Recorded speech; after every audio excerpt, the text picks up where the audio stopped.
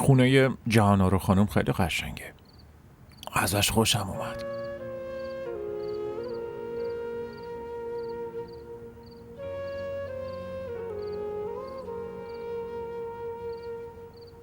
با خودم فکر کردم برات عین اون خونه رو میگیرم، توی محله بزرگ،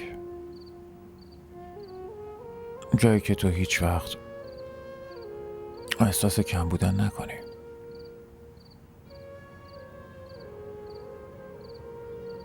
با هم تو همچین خونه ای زندگی میکنی؟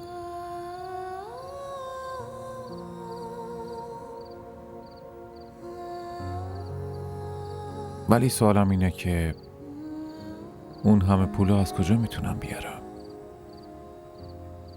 واسه خریدن همچین خونه ای؟